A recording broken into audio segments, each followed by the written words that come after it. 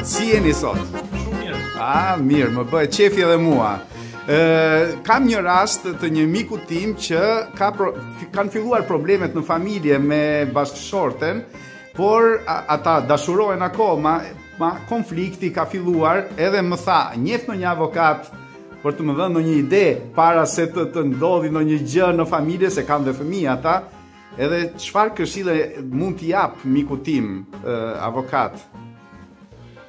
Këshilla më e mirë është që ata të gjejnë gjuhën e përbashkët.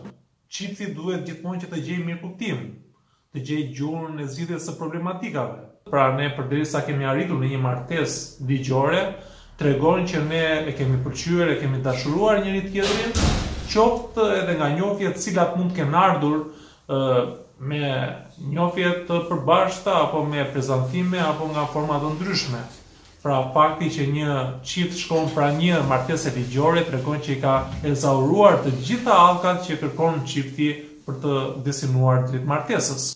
Po kush mund të ndihmoj këtë mikun tim për shembull para se ai nuk do që të ndahet me bashkëshorten, ai e dashuron, i pëlqen, e kanë edhe 2 fëmijë. Ku mund të shkojë në fillim për shembull, çfarë sugjerimi mund t'i japim?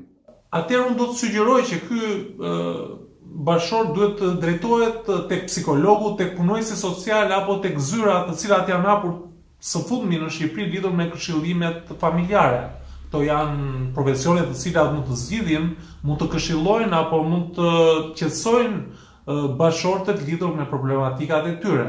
Pra janë profesionistët të cilët mund t'i japin zgjidhje problematikave të tyre. Nuk jam unë si avokat apo si ekspert ligjor, profesionist si dur lidhur me zgjidhjen e këtyre problematikave.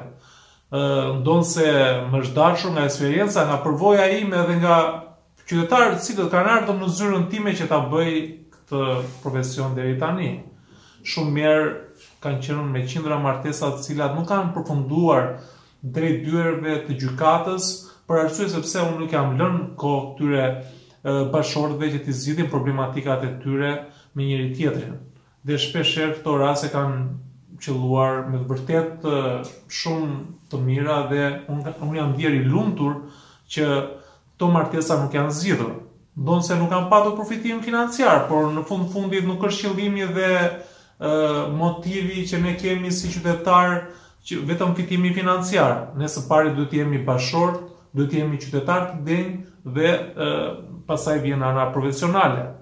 Kështu që këshilla ime është që t'i drejtohen psikologut, punojësit social dhe zyrave të këshillimit të familjes. Kështu që shkurtimisht për një çift që shkon drejt divorcit, siç thuhet, në sa faza i këshilloni? Atëherë faza paraprake është dëgjimi i problematikës që ka çifti, fillimisht si avokat dhe sugjerimi që mund t'i bëj unë lidhur me rishikimin e marrëdhënies së tyre, pra kjo është ajo metodë cilën unë e praktikoj dhe më ka dalë me sukses deri në këto momente.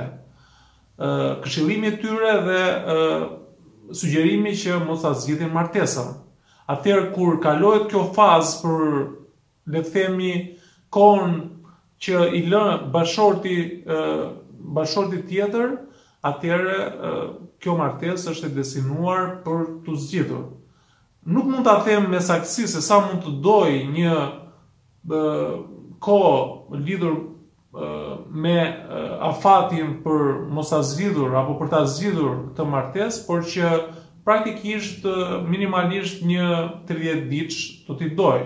Megjithatë, unë do t'i sugjeroja gjitha çiftet të cilat mund të kenë probleme lidhur me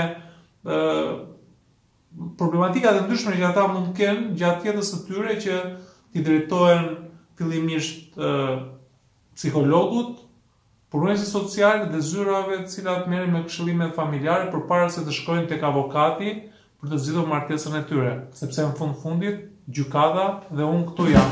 Ky është ligji.